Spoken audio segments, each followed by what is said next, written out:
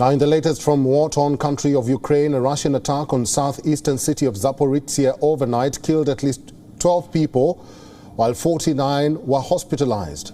The injured victims include 6 children as well. Ukrainian authorities claimed that the Russian rockets struck apartment buildings, destroying at least 5 private houses, while around 40 were damaged. Ukraine claims that a 9-story building was partially destroyed after being struck by 12 Russian missiles. Meanwhile, the Russian President Vladimir Putin has signed a decree on enhancing security measures for the Crimea Bridge. This comes after Russian Deputy Prime Minister visited the Crimea region on Saturday. He went to the site where an explosion caused the partial collapse of the Kerch Bridge, a key bridge that connects the Russian-annexed Crimea with the mainland.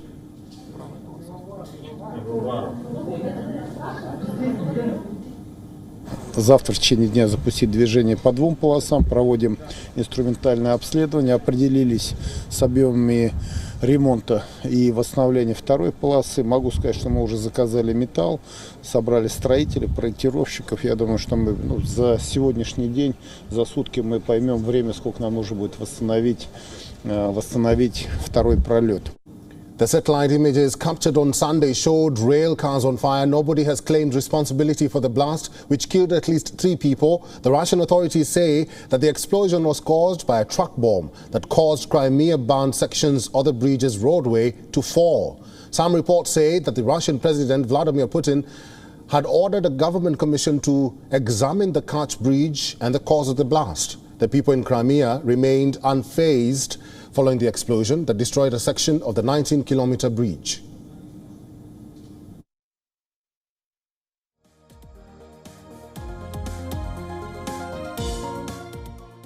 Мы на своем автомобиле путешествуем, поэтому мы ждем только парома, который сможет переправить наш автомобиль. Ну и ждем, что очень сообразительные предприниматели, которые живут в Керчи, быстренько сюда приедут с кофе, с бургерами и помогут нам и себе.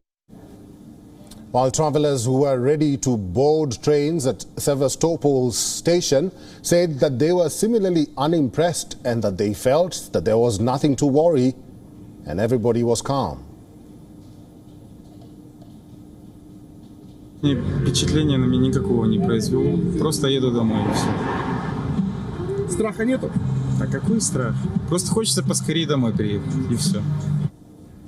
The bridge is used by Moscow to transport supplies to Crimea and the Kherson region. Experts say that the damage to the bridge will put pressure on logistics. The damage to the bridge comes as Russia continues to suffer reverses in Ukraine.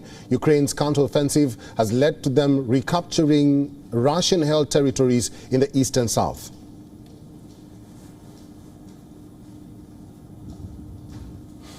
For more on the situation in Ukraine, Yehor Brelian is joining us live from Kyiv. He's a journalist who covers international security and defense cooperation of Ukraine. Yehor, welcome to the broadcast. I'll begin by asking you, there have been reports that Russia has retaliated following the attack on the bridge. Can you confirm this? And what is the impact going forward in the war in Ukraine after this bridge was attacked? Hello. First of all, I want to say that the Crimean bridge is crucial for Russian army to transport its soldiers to attack Ukraine from the south, from the annexed Crimean Peninsula. And that's why this damage of Crimean bridge is very important for Ukrainian victory, and that's why we need to put more pressure on the Russian army that they won't be able to attack Ukrainian civilians and Ukrainians. That's why Crimean bridge was a pride for Russian President Vladimir Putin when it was opened 4 years ago.